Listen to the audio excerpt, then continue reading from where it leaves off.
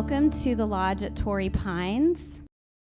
Mindy and I are both members of an organization in Kansas City, and there are regular meetings we attend. And I unknowingly stumbled upon Annie and Christy at that meeting just because it was part of the organization of which we're members. But I just went as part of the normal routine for attending one of these monthly sessions and didn't really pay much attention at all to the topic, no offense. And I was sitting in the room listening to their presentation, and it dawned on me, oh my gosh, this is exactly who we need to come speak and take the third slot as guest speakers for this year's symposium. Because, as most of you know, we talk about dying as part of your planning. Almost always that revolves around legal documents, wills, trusts, powers of attorney, etc. Mindy especially does a good job of drawing out conversation that's more than just legal documents.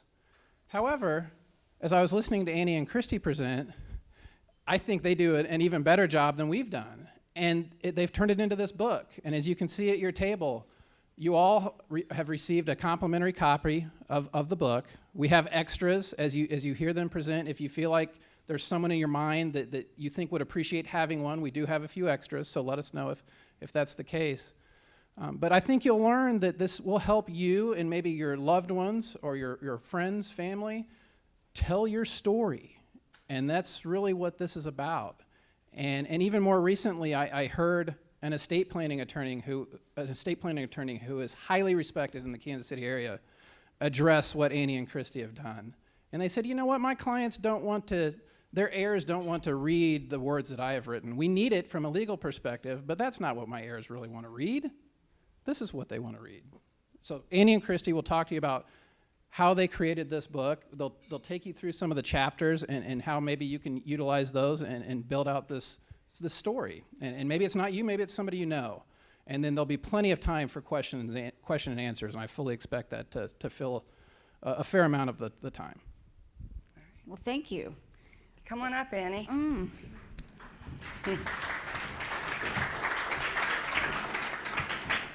Eric, we're glad you were there that morning when we made that presentation. It's worked out beautifully. We went and met with Mindy and Laura and Eric later, and they said, we do this private client symposium, and we'd love for you guys to come out and speak. And I thought, they'd say the Sheridan at the Convention Center or someplace nearby Kansas City. And she said, Torrey Pines, and I said, oh yeah, we'd love to do it. We'll book it right now. I was here last year and ate a hamburger on the porch out there, and I thought, yeah, I need another one of those hamburgers right away. So we ran straight for the hamburgers. Yeah, we jumped off the plane and came in. Well, thank you. I'm Annie, and obviously this is Christy. We put our pictures on the back of the books in case you get us confused with our names here. And we're just really happy to tell you about how we came to write this book. And we love that you have one in your hands, and thank you, BCWM, for buying one for everybody, because you can kind of go through it with us, and it makes it a lot more easy. We tell friends we wrote a book, and sometimes they say, wow, I can't wait to read it. And we said, well, no, it's a lot of blank lines. It's really for you to fill out. It took us a long time to write a book with all those blank lines. Probably not going to win a Pulitzer for this one. So we were working together. Christy and I were at work one day, and she got a call from the hospital and said, your mom is on her last breath. You need to be here now. And she left. And everybody at the office was sort of bummed out, and it's kind of a tough way to start a day, and we were worried about her, and the next day she returned to work, and she said, she lived, my mom lived. And she had with her this giant notebook, and it was full of all this information about her mom and her care and her life and her illness, and I thought, wow, I really wish I had a book like that. She didn't really think that. What she did was grab the book out of my hands and say, what is that? Wait a minute, my mom died in my arms when I was 12. Oh my God, oh my God, oh my God, I wish I had any of this. I didn't have any. I had none of it. So we were a little bit surprised when Mother died. We didn't expect it in any way. And my brother was 13, my sister was 2.5, our dad was gone. And we have nothing. No recipe cards in her handwriting. No understanding of why she named me Margaret Ann and called me Annie. just all this information that we simply did not know about her. We couldn't find the insurance documents. We couldn't find the savings account. We weren't sure whose name was on the house deed. It was just unbelievable how much we did not know. So how did I have a notebook that had a blue ribbon around it? We called it the blue ribbon folder, that had so much. And that was because when I was a 17-year-old freshman at Vanderbilt University, first semester, my mom had been sick, and they called and they said, we have finally, after weeks and weeks of trying to figure this out, we know what she has. It was a very rare at that time illness that was an autoimmune disease, but they had to treat it with chemotherapy and all sorts of things. They gave her 6 months, my freshman year, first semester. I was 17. And I offered to fly home. I said, well, then I'll drop out of school and come be with my mom. And she said, absolutely not. My dream is that you finish college, you go to graduate school, I will battle this, but you keep going. And during her battle, she started to write down everything she thought that I would need, starting with the financial stuff, because that's where everybody starts when they have a minor who's in college, right? So she did that. My mom, I'm going to tell you my age. I'm almost going to tell you my age. I'm not telling you my age. I'm in my mid-50s. So that happened when I was 17, and my mom, thanks to these phenomenal physicians, is still alive today, okay? So she's one of those people that they figured something out during that 6-month process and then for many years. But we've had many, many close calls with her, which then inspired her further to fill out more things and get a little more comprehensive and come up with what became the foundation for Read This When I'm Dead. But we did more. I'm pretty sure Wanda's a cat. We can't kill her. She's been 8 times, maybe now into her 9th life, truly. Easily. Yeah, and still comes to a lot of our sessions, and we introduce her, and she's this teeny tiny little thing, and blind in one eye and lost hearing in one eye. Wanda the warrior, she stands up and people just cheer. She's just been such an inspiration. Mm-hmm. And so Lucky. We just came from both ends of the spectrum to put together this book. And really the purpose of it is to help others talk about death and dying so that your people are ready. So we put it together in a really simple way. And Christy and I can almost guarantee you that if you fill out this book, you'll be more popular. And here's how. You're going to make your family happy. You're going to make your professional team happy. You're going to make your heirs happy. And the peace of mind you give yourself will make you want to go out and have a cocktail. I mean, or 2. It's just that simple. So we're going to help you with your popularity today. And we're also just going to step you through this book and help you understand how we came to put it together the way it is and which parts you might want to participate in right away. And we'll tell you some family stories on the way. So the really cool thing is, one, we put pictures of our moms in here and dedicated the book to them. Page 7. And that's 6 and 7. And Christy put a picture of her daughter in as well with her mom. So that's kind of super cool. So one point here is that I could not find a picture of my mom, my brother, my sister, and me. Does not exist. Okay, this really stinks, right? So I know drama, whatever. But the point is that this is the kind of stuff that we want people to think about now. You, while you're alive, fill out your book because they're not going to really read it until you're dead. And I would say in the age that we are, where we all have a bajillion pictures on our phone, in the cloud, wherever, the pictures are one thing, but also the written word is another. And the written word, not from your lawyers, and I am one, so I can say this, and I'm not attacking lawyers, but the written word from your brain and how you think really does matter to those people who love you, and we'll get to that. So the next thing we struggled with, by the way, it took us 5 years. We were working, we had jobs. We're slow on writing things with blank lines. We started putting this book together and we wanted to be very deliberate about it so that it was meaningful and helpful, but fun and happy and irreverent. And I'm hopeful that you find it that way. On page 8, there are little drawings of us, and we call these our avatars. Because since you fill it out, it becomes your book. It's your property. It's your life story. And as a result, it doesn't need to have our voice in it. So we decided to talk to you. So when we have a little message for you, you see our faces, and we'll have a little bubble there that we say something, try to be pithy and clever. And then we'll take you to the table of contents. And what's important on the table of contents are 2 things. One, we divided the book into 3 separate sections with a 4th section as an add-on. The first section is my personal information. It's easier to start, and we'll get into it a little bit more, but it's the story of your life. It's the stuff that really matters. It's the heart of who you are. The second section, and we put it second so that people could start with the story of their life and then get into the business part. The second part is the business side of your life. That's the side that most of us have already done, frankly. Most of us in this room have wills or trusts. We have those legal documents. We're probably missing some. We know where our money is for the most part. We obviously have financial advisors. There are things going on, but there are other nuances that are in here also that are more personal.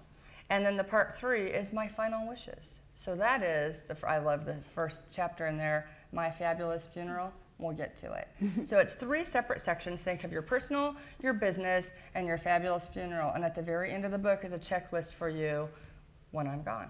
So we'll go through the first part. So one of the things that we put in there right away in the very first section was a family tree. And this is something that I went back to my grandparents to figure out who, what, when, where. And it was very helpful, particularly with health history and that sort of thing, because if you just don't know, you don't know. And the great opportunity is to just fill it out so others will have it. And there are just your favorite memories, your schooling, anything about your parents, your siblings, your grandparents, whatever, your children, your grandchildren. There's room for all of that in here, and we encourage you to use a pen or a pencil. We chose the paper specifically so that if you're compelled to use a pen, you can. If you'd like to erase with a pencil, that's perfectly fine as well. And we also learned when we upgraded this paper that we got to add some color, so you'll see a little bit of color throughout the book, but tried to be just thoughtful about making it easy to get through. And we wanted you to write down some of your special memories, not that you're writing a long book. Sometimes it's overwhelming to people when somebody says, write the history about your life so your kids will know. Well, where do you even start? So we go at it in a piecemeal fashion. We have a friend who fills out 1 page a day, and that's their goal, to fill out 1 page. So you don't have to think about this whole thing, I have to write a book about my life. It's those pieces that matter. And my dad used to tell me special stories.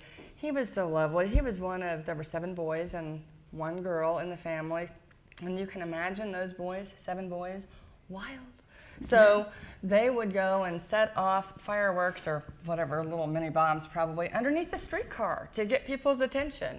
Well, they would tell stories, and my cousins and I would laugh and laugh for hours about these stories, about the antics of these 7 boys. And someone actually across the street moved away. They had an only child who was a daughter, and I've met her. And she said, oh yeah, my parents moved because of the 7 boys in your father's family. That's always good history. But it's funny things like this that when we tell the stories in our family, we end up laughing, and it's interesting to share those with each other. So there are places to tell, what are your funny family stories? What are they? Because they will matter to your children and grandchildren. We put in a section on 72 about family recipes, family traditions, anything that you do regularly that you want to just remember so that it can be carried on. And also on 71, I love this part, what I never told you and why. You might have a secret that's on your heart that you want to share, or something that you just never said that it's time to write down. And so there are places in here you can be very personal. Sometimes people ask us, where should I keep my book? And I always suggest that you put it in your underwear drawer, because I don't think anybody will go through your underwear drawer while you're alive. I always suggest a safe, because in case they would go through your underwear drawer, I'd prefer that you put it in a locked safe. But once you're gone, somebody says, oh yeah, I think she keeps it in her underwear drawer. Who's going to go through it? And then they go find it, and there it is. So if you want to tell a secret, you can, because I'm pretty confident whether it's the safe or the underwear drawer, they're not going to go through it. Depends on your family. So there's a lot of just reminiscing about your life and sharing what was important to you so that people have it in your writing. I would just love to have this from my mom. Then we go straight into all your medical history and things that have happened. This part in Christy's notebook on her mom's pretty long. It is. But it's also important for people to know. So turns out my brother and sister and I were all at different stages in our lives diagnosed with leukemia, which I giggle because it's so ridiculous, because it's so serious for people who do have it. but we have this little blood disorder that runs in our family, but no one was left to tell us. And so first I went and they said, you have leukemia, we need to do a spinal tap. And I was like, whoa, whoa, whoa, whoa. And then I called my aunt and she said, yeah, I've heard about this.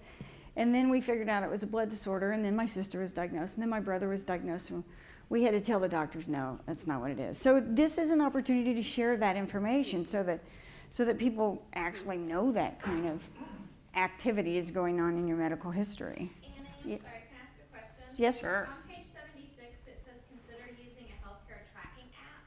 Yes. So my medical app, have you all, what is that? What does a medical app look like? And is it secure? Well, What kind of information would you put in that app? so I would start with probably every doctor appointment, and they are very, very different. Some of them are deliberative in anecdotes, and some of them are date by date, doctor by doctor, that sort of thing. Okay. So this one's pretty thorough. Looks like Dan has he's a doctor. I thought he was waving at me. So it's basically an electronic medical record that's not associated with your own doctor or your hospital or your care group. It's just something that you can do individually. Yeah, and there are all sorts of different ones out there. When we researched it, we just put examples of things that are like, you can look at the different ones. This is one that we saw that we thought at the time looked like it was pretty interesting and fairly thorough. Obviously, in the world of technology, those change all the time. And certain people are comfortable putting certain things out there and on the internet or in an app, and other people aren't. So it just depends what your level of comfort is. So one of the things that we learned when Mom died was that we knew how to feed and water the dog and let him out, but we didn't know where he went to the vet or if he took medication or even which vet he saw. So we put a whole section in here which has been very, very popular, called the poop on my pets. So you can just write down what they eat and when and where and treats and medicine and again, we wanted it to be approachable. If it's not, if it just looks like a blank form that has all this gray space that you have to fill out and it's an obligation, then that's harder to approach. But when it's something that you can sit down with your family or do alone and just sit down and think about the things that matter, we wanted to make it more approachable. Thus, the poop on my pets. We couldn't resist. So there are lots of opportunities to record pets, and there's even a section starting on page 92 that's about pets who have passed. And since we tend to outlive our pets, it's kind of cool to remember them. And I actually have a friend in Mission Hills, Kansas, who's buried all of his dogs in the backyard, and they each have a tombstone. Not legal. Pretty sure it's not legal. Yeah, pretty sure. Not going to reveal his name. But it's kind of cool how people have these attachments to their pets, and you never really think about it until they're gone, and you're like, oh my gosh, what are we going to do with the dog? Who's going to take Mitzi? And so this is an opportunity. Insurance is a big deal with pets now, and those are all assets that you have to keep track of. So the poop on my pets is the sort of the last section of your personal stories that you tell. And then we go to the Christy's business side favorite of part. my life. Yeah, So this is your professional team. These people will be very, very happy if you fill this out, right? All right. Mm-hmm. So your professional team really does want to help you. And I know, as I said, I believe most of the people in this room probably have the bulk of their legal documents in order. Obviously I do, right? Not exactly. Come on. When I went back, and the last time that my husband and I had pulled all those documents together was about 2000. And it's time for us to reassess. Our daughter is now of majority. Things have changed. It's time for us to look at what we want to do to change some things in those documents. Certain people we had listed in aspects of our will are now deceased. So there are things that have happened that will change how we want to approach things, and it's time to refresh that. And I will tell you a story. It's not just the legal, we have documents for my stuff. If you look at page 103, it's sort of a quick summary of what you have, so that if you're not here, obviously, or if you're in a hospital, or you can't talk to someone, your family could look really quickly at page 103 and say, okay, I know they've got these documents. I know, okay, I need to look for these documents. This is what I'm headed for if they can't find them right fast. Legal documents for my care really do matter. Getting something like a healthcare directive, a power of attorney for healthcare, so important. And a story that I have with my mom and all the iterations of her luckily still being with us. 9 lives. When our daughter was about 1, I got a phone call. Somebody had heard oddly, on one of those police radios that they had in their house, that my mom was being taken to a hospital. How does this happen? They called me and they said, your mom is, they weren't on call to do this, they just did. I grabbed the file. We have a file that I keep, and it's either in my car or hanging like I was by it. Grabbed it and had her legal documents, ran to the hospital. The doctors were going to intubate her, which means put the tube down your throat because she was unable to breathe. That would be, in her particular case, that would be the end of her life. And I knew that because I've gone through all these health things with my mom for years. There are certain things you know about your family members. I had to stop a doctor from doing that. It was very hard for the doctor because he was just in an ER helping a patient who couldn't breathe. He did not have this full history of what was going on. So I had the legal documents to quickly try to explain, you do have to stop, and I really need you to stop, and this is why, and here's what's going on, because he was really torn about what to do. Anyway, he did stop, and he said, if I do this, your mom is only going to live 10 more minutes, and I had to take that hit. So I had the education by working with my mom and her doctors. I had the legal documents, and I did. I grabbed my mom's hand, and I said, I'm sorry, I made the decision. Not always easy, right? I made the decision, and I love you, and they say you'll be dead in 10 minutes, and she's patting me, and 10 minutes passed. And I said, Mom? She pats me, because she's a little drugged, and I said, you're late, right? So she still loves, because she does remember that, and obviously she's still alive today. But I was empowered because of that legal team. I was empowered by the doctors who had taken the time to educate me, and my mom who had taken the time to spend the time with me. So making those hard calls. But if you only have pieces of that, you're at a loss at a time that is so hard, and you love those people so much. So that's my story. We took some time to describe these different legal documents just so that you can kind of sort of keep them straight, because it is a little bit complicated.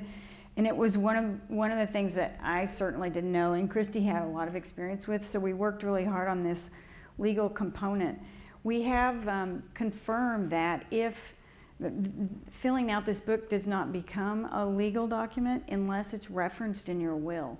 So if you even fill out a portion of this book, be sure and share it with your lawyer so they can reference it in the will. Had my mother had anything like this, people came into the house and fought over her stuff, and it sort of just disappeared. And I think we would have been able to manage that better had we had this information. So we really worked hard to make sure that there was a minimal amount of information about all these different legal directives so that you have a sense of it. I'm going to mention one more. It's called a POST, and it's a fairly new legal directive that has come out.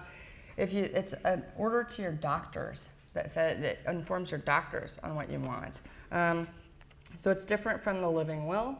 It is called a POST, and it's described very briefly on page 101, but it's a good thing to ask about if you're going back to have any of your legal documents redone or looked at. Ask about that with your attorney, from your attorneys, get their input on whether it might be good for you to get a POST, okay? So then there's an opportunity starting on page 107 to just talk about where money that you get comes from, just from bonds, like Rich said, or Social Security, like Laura and Eric talked about. I mean, sorry, Cindy. Laura, you're doing something else, right? So there's this opportunity, particularly bank accounts and investments. So where's the money? So when my folks got divorced and we lived in a bigger house, and then Mom got custody of us, which was common in 1971, we moved to a smaller house, and there was proceeds from the sale of the bigger house we never found. It was just gone. And that was not in a time when lost assets are published on the Secretary of State's website. So we just didn't know about these accounts or these various investments, even life insurance. So this is a fairly lengthy section of the book, and you guys are fairly sophisticated participants here, and so a lot of this you may have already recorded, but if you haven't, this is a great opportunity to do so. And this is the section if you've given somebody in your family a loan and you expect them to pay you back. I say that because there have been some people in my family that we don't expect to pay back. But so there are places to record that just in case, so somebody would know to at least ask about it, because it might not be something that your financial advisors, which you can fill in, right? We know who that would be on page 108. But we tried to capture everything so that maybe you're not dead yet, but maybe you're in a hospital, or maybe you just can't function for a little while, and your family needs to know where that money is coming from, where it comes in. And certainly you have advisors here that know where the bulk of it is, but there might be some little things that they don't know about. Or maybe you have children. I hope not. I certainly hope not. So we hear a lot of stories from people who share when we present, and one of the biggest concerns is that a lot of these accounts are online now. And Carl mentioned passwords yesterday, and the sensitivity to figuring out what passwords are so you can get access to online accounts. And this is whether you're incapacitated, you're gone, you need somebody to help you, whatever it is. And one thing that we've learned is that there's no real history online, and we've also learned that the post office, when you die, you have to take a death certificate to the post office so that you can get the mail. And if you get a statement from an online account annually, the chances of totally missing an account as a result of it being online and only getting one mailing a year, pretty likely. And people have told us horror stories about just losing assets. And so this is an opportunity to make sure that all this work that you've done over the course of your life isn't lost as a result of someone not knowing a password or an online account getting an annual statement to the post office that sends it back. And we know this happened even 15, 20 years ago, before everything was online. There were all sorts of stories of things being lost. We know from talking to different attorneys. It has actually increased. We would think when everything is online that it wouldn't. And you guys are in a fabulous position because you have a resource that your family can go to and say, no, this is what you need to look for. But not everybody does, and even then, just to make sure you haven't done something that you went rogue and did a little thing somewhere that you might not have had time to tell them about. So if you do something, don't go rogue. But if you do, you have somewhere to quickly write it down for your family. So then we go to money out, which is where your money goes, how it's spent, who's getting it. I have an automatic setup on bills, and I think they would just go in perpetuity if I were gone. Probably so. I don't know. It's kind of troubling. I thought about that yesterday. And so this is a great opportunity just to count out where your money goes and what's happening, and also just basic living expenses, essentially. And then this is also where you can remember your favorite charity on page 141 with an endowment or a special gift. They're just different ways to record everything that you know is going on in your life so others can get their hands on this information quickly. I'll give you a quick story too. We have some friends who were traveling in Latin America, and one of them had to go in the hospital, and there were a lot of issues, and they couldn't get home for quite a while. They had to be taken care of there for a bit. There were things that needed to happen and bills that needed to be paid and things that had to keep going, but everything was a loss. It was the daily stuff. It wasn't, getting the medical care. They were getting what they needed, and they were getting things worked out that way, but it was other things that were sort of falling apart at home because nobody exactly knew what to do. And there was no quick place for somebody to pick up and go, okay, I need to do this, I should probably call this. And the idea is to give people a resource so that at least they could pick it up and feel like they would be in control of the situation rather than a ping pong ball or just responding, batting around the universe. So one of our favorite sections is 8, all my stuff, because everybody collects stuff, right? It's packed in your house. You're thinking about pulling it apart and giving it away. We were talking at dinner last night about how to distribute things now while you still have it, and you can tell the story behind it. One of my favorite possessions is a rocking chair that my granddaddy built. And of course I won't let anybody sit on it, but they can all admire it from afar. But it's a really neat story to have, and he was able to tell me about it and how he came to build it and why he chose it the way he did, and it's very cool. So I mean, we covered pretty much everything you can about your stuff. Is it valuable? Who gets it? What's it look like? Where is it located? And it goes from art, which starts on 152, all the way to land, things with wheels, everything that you own that's meaningful or valuable. There's a whole giant section right in the middle. Just take a look at, say, 190. And we struggled with this for a while and finally came up with a checkbox at the top. So the description of the item is similar on every page, but you can just check. Like I have this really cool poster signed by George Brett, right? He was super cool 30 years ago. Really was. Uh-huh.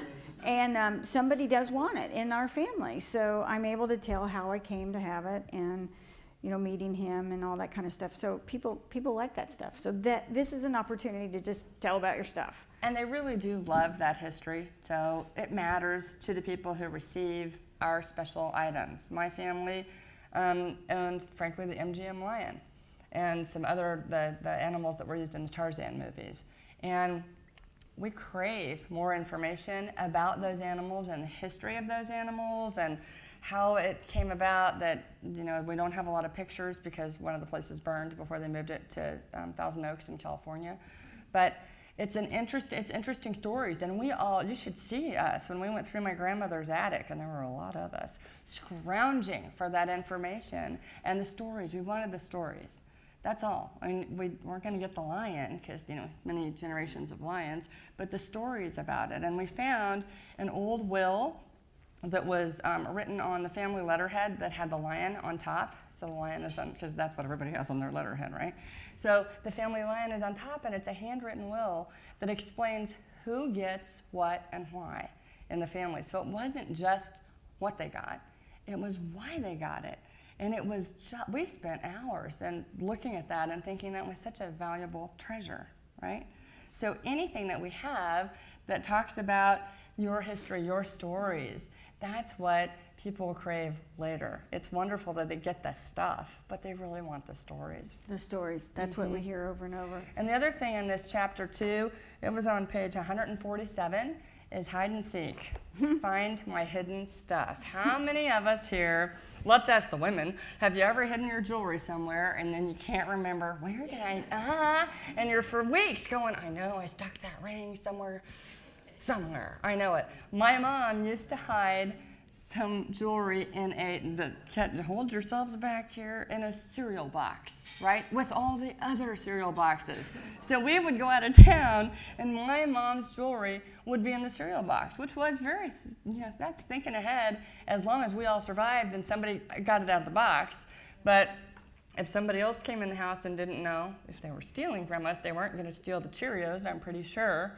But somebody else might not know that was the best jewelry that she had was in the cereal box. She doesn't do that anymore. But I still hide things. I still do. Even though we have a vault and I put things in there, somehow I just can't manage to go and twist it all the time.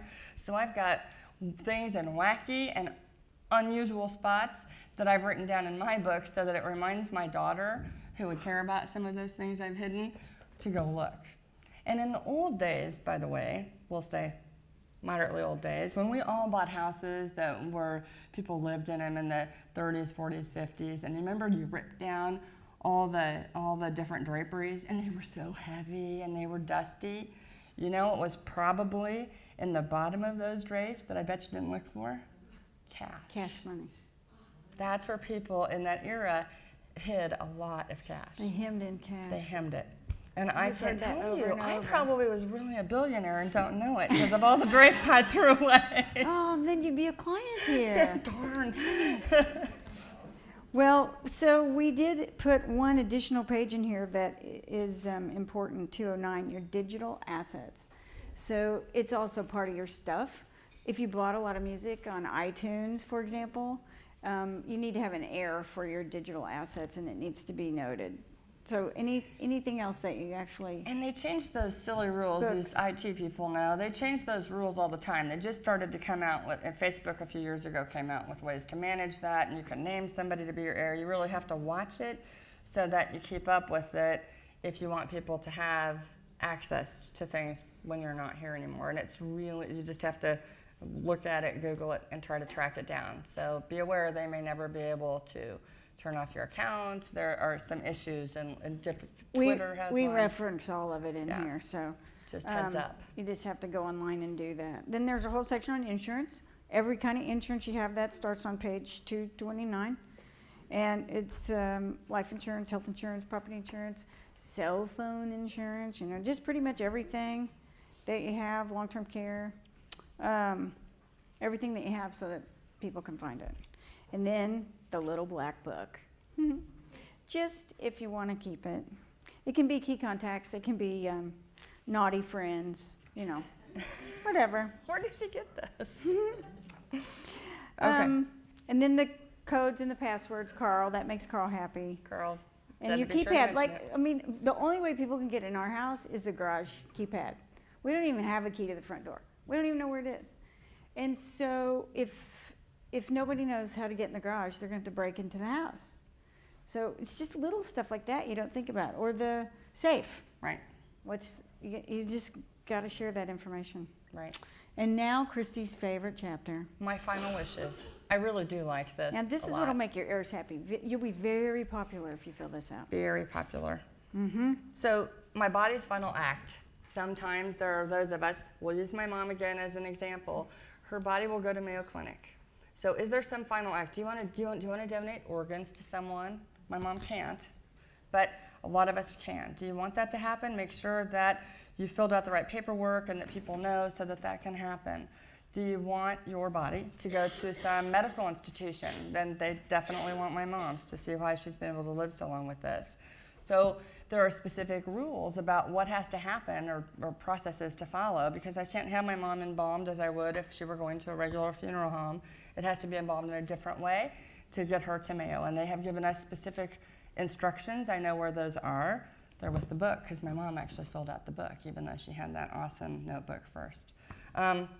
So I know where to go and what to do. So be sure that if you have a desire, if there's something on your heart that you want to have done, be sure you've communicated that and then educated people about it. So my dad has cancer for 16 years. And it's, painful. So my stepmom says, will you help me plan his service? Sure. I get my pad and my pencil out and I sit down and I'm ready to take the notes and kind of help her put it all together. And she said, well, he'd like to have taps played. And I thought, okay, taps. He was a mechanic in the Air Force when I was an infant and then got out as quickly as he could. And I didn't really understand that, but that's what she said, so I wrote it down.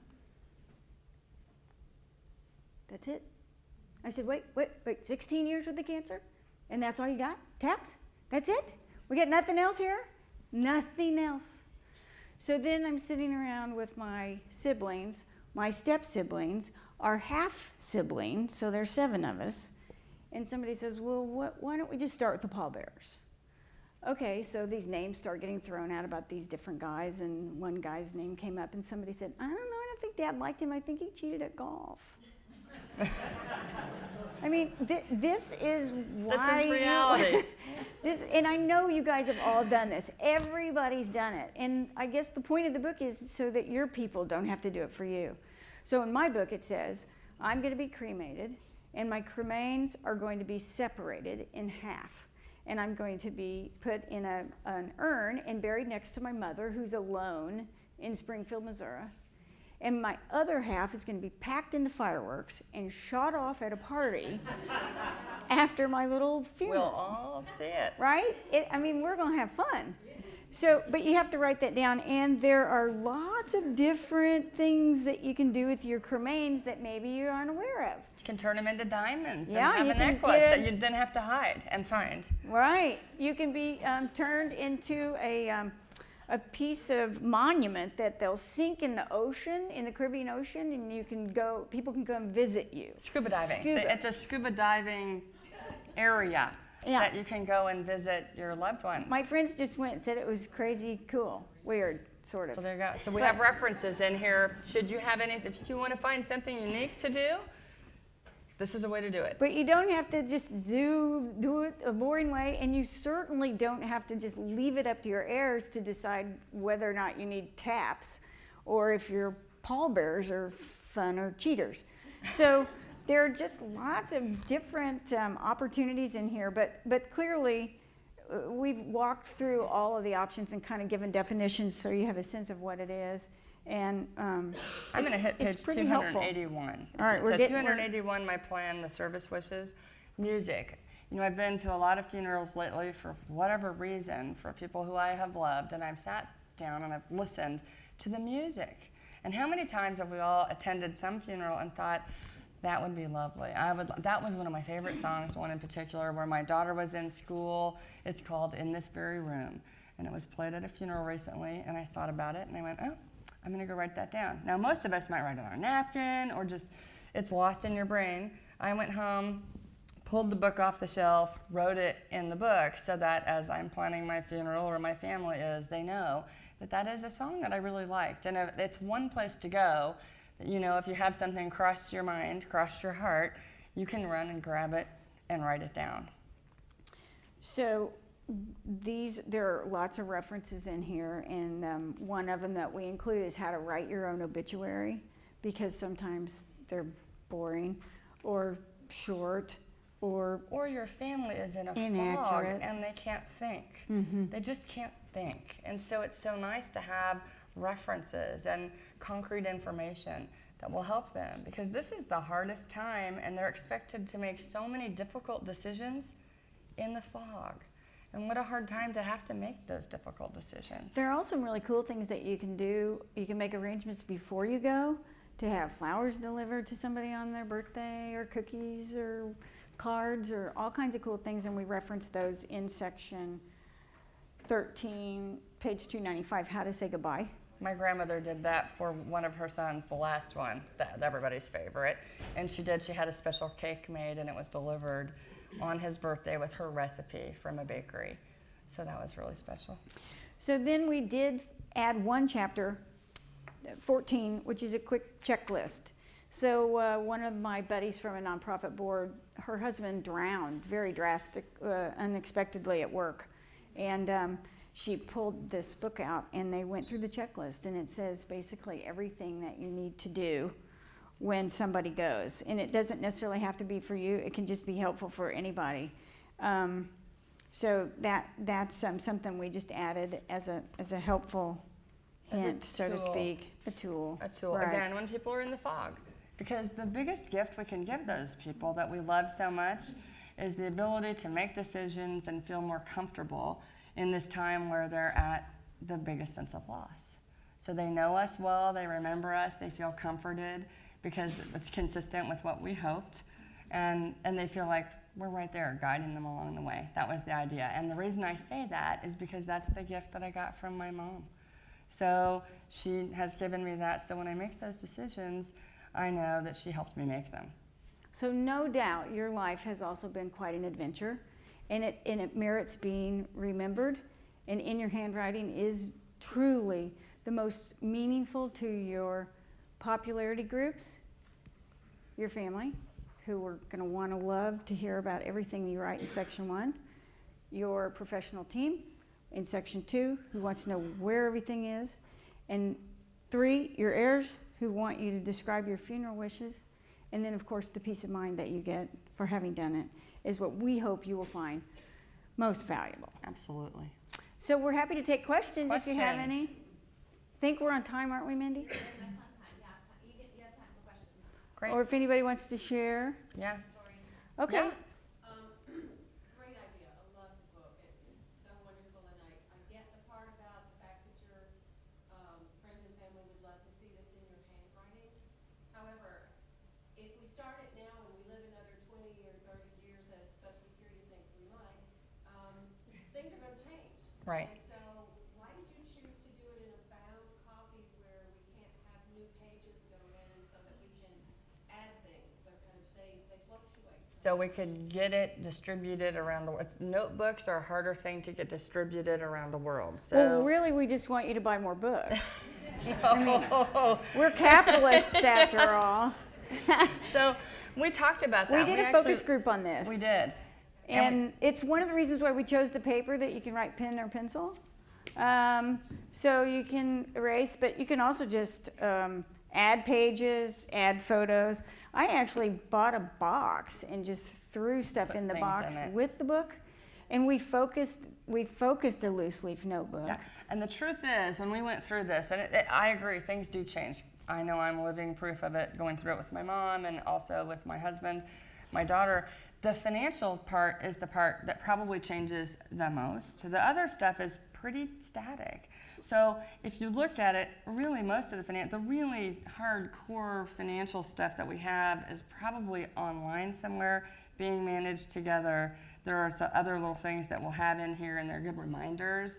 But it's probably, the detail of it is probably handled in it already in more of a vibrant BCW dynamic way. Yeah. Online Yeah. tool. So that's why. The other reason was because we found from focus groups, people wanted to sit down and talk to people eye to eye with people who they love and care about. When you're sitting at the computer, which we all do a whole lot, oh, I'm going to type this story and I'm going to fill this out.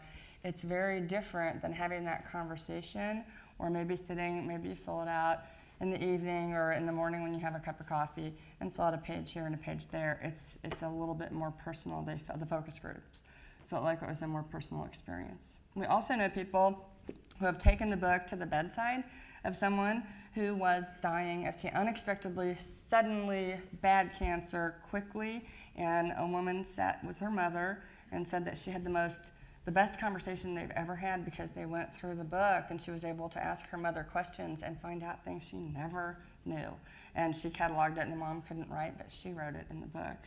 We were in Tulsa recently at a graduated assisted living. Assisted living, 240-acre Inverness Village. Just an Beautiful. incredible place. Beautiful. And we had never really spoken to that age group, and we were a We were a little nervous because they had oxygen tanks and missing limbs. And yeah, a lot of walkers and just really interesting people.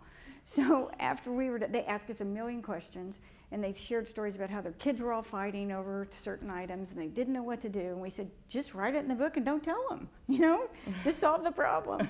And so afterwards, we went down to the bistro to have a cocktail, and there were a table of ladies who were in our group. The yayas. The yayas, and they said, you know what, we've just decided we're going to come every Friday night, and we're just going to drink and fill our books out together. The yayas. Seriously.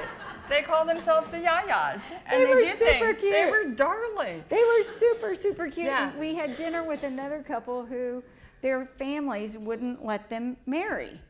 And so they said, you know what we did? We just got 2 apartments and we put a door between them, and they don't even know about it. So they just keep the door locked when the family visits. The cutest thing. So what we found is it's just a really invigorating opportunity to kind of get your story out there. And they said, we're going to tell them all about it in our book. Yes, Yeah. sir. When does the point get to when it becomes like have to be like a legal document, when maybe you might have a family member that looks through it and goes, well, somebody could have wrote that, or It's not, even if it is incorporated, I promise you, your lawyer would say, if you're going to write something in there, and they'll have to incorporate it by reference, they'd incorporate it on a date, they would take a picture of it, it would be incorporated by reference that way. Otherwise, it could be post that or incorporation date, to your point. So the lawyers that are doing it would make sure it was incorporated by reference with respect to what you had written, and they wouldn't let it just hang out there. We also put on pages 4 and 5 that the book, you fill it out about yourself, it's about me, and then you suggest for whom you give rights to read it. So it's got a little sense of it. But I think Christy's right. You definitely need to have it referenced in your will. And then, they do my handwriting samples to verify stuff like that. So We've talked to lawyers who've thought it was a good tool to help them craft your will. Bless us all, we lawyers. We have these forms that we use, right? We pull up the form, it's the truth. We have forms for estate planning, and then we fill in information that seems to make sense for you. The more we know about you, the better job we can do. And this can be a tool to help you fill out. You can think about it and say, hey, I've done my will, but I filled out this book, and here's some information that we didn't really talk about the last time I was here. They can use that then, and you don't have to sit in their office and think, I have a deadline, I need to file these documents there, we're going to execute in a week for the documents, and I have to tell them everything. You can use it as a way to think through and then sit down with them, and they can use it as a tool to help them craft the correct language so that you can have your wishes taken care of. Yes. Did that answer your question? Oh, yeah. Okay. I've got a 90-year-old dad he's doing fine, but, you know, it could be next week, it could be 10 years from now, I don't know, he's 90, you know. But I'm gonna give him a copy of this book, but I'm wondering, on the subject of video, if everybody's got a smartphone, including him, takes a video of himself, he says, see this book? I wrote it. This is what I wanna do. Is that, and he puts it on a flash drive, or he puts it up on YouTube or whatever, is that legally binding? I mean, You know, I don't think it's going to be, because who's going to know what he did on every single page of the book? And different law, the state laws vary. Every single state has different laws. You really need to sit and talk to a lawyer to make sure, because there are things that you would have to do, even on the videography part, to authenticate what had happened with the common information on the inside. But it probably can't hurt. Yeah, it can't hurt. And you just, you know, a quick call to a lawyer would probably answer that question. Wouldn't take a long time. Yes, sir? You mentioned the underwear drawer or a, See, he's already remembering the underwear drawer. It's a good tip. and I've never broke into a house. No. Okay, so your page is going to be kind of boring on all the fun things that you did. I guess my mentality, I'm not being, it's sort of critical, but I want to think a little bit outside the box here. If I was somebody breaking in, I'm going to the underwear drawer. Me too. That's why I say put it in a safe. So again, and then, you know, in a safe, so I just would question that, and I've never broken into a house like she is. Well, I hope you never have to. Identity theft and all this stuff going on now, this book has a heck of a lot of personal information that somebody could come to very easily if they got it in the wrong hands. And all through it, it says, you know, be careful, and on those passwords and everything else, it says, be sure you put this somewhere safe. Put it, if you're going to write down passwords anywhere, if you're going to write that information down, put it somewhere safe. And that's why I always say, put it in a safe. Put it somewhere that you believe that you, with all your heart, is secure. There you go. That's the issue. In your underwear drawer. I have mine, I know. I hide mine in different places, truly. You know, my mother's daughter, it's not in the cereal boxes. But the combination to the safe is hidden in different places. And every time I leave town, and I used to do humanitarian work, so it used to be a lot, and I'd be gone overseas. But I always tell my daughter, I try to tell my husband, but you know that look you get when he goes, yeah. And you know he didn't hear you? I get that. So I always tell my daughter, remember, I put the combination to the safe in this spot, because I seem to be the only one that can actually remember it. So, but I move it, and it has different places that it hides. Yes. I just want to say one thing, we have the client vault, so Yes. we have the option of putting information in that. Correct. But on your book, this would have been a godsend for me about 7 years ago when my dad had a stroke. And he's still with us, but he didn't remember anything. Right. My mom, she didn't have access to the billing because my dad did everything. Yeah, And so it took months, you know, years to find everything. right. It does. And having something like this we've been trying to convince both sets of our parents to do something like this, but having a book like this would be good. It's a good Go. starter, and you may find that you want to have a notebook of attached information. You know, you do have your financial information elsewhere. There are all sorts of options. It's not meant to solve every single problem for every single person perfectly. It's meant to be the launching pad for people to use to then create their own process, their own tools, so that they feel comfortable, safe, and secure, and have what they need. The other thing I worry about is that my mom, she's the kind of the caretaker, taker for my dad, and he has box loads of medication. Right, So if something ever happened to my mom, we wouldn't know what to do. right. So, you know, she's actually been writing all that down so someone would be able to figure out the schedule. Just I'm going to give you an extra tip. There's a place in here, but if there's something going on in your family that's a very active need, and I'll tell you what I've learned just as a tip, I have in my garage and in my car, I have a red kind of zipper pouch, like a pencil pouch when you were a kid in high school. It's a pencil bag, and it's bright red, and it has my mom's copies of her most current legal documents, and it also has a copy of all her current medications and the dosages and the timing. So, because I'm the person that's had to do that, I mean, I've had to do this. And so I know where to, and if I am in town and it's in my car, I can go. If I'm not, my family can get it out of the garage quickly. So if you have time to write that down somewhere and put it somewhere so that you can have it on the run, I would, would recommend Medications it. is in here in the healthcare section also. Yeah. So everybody has a problem. Just one more question. One more question. Yeah. To Gary's concern about the passwords, if you do have confidential information that you don't want to put in the book, you could just put C, where Corporon Wealth Management, they have my personal client vault, and keep that personal stuff in your vault. So everybody has a little problem, and they're all a little bit different, and hopefully this will just help you find a solution. Thank you. Thanks, guys.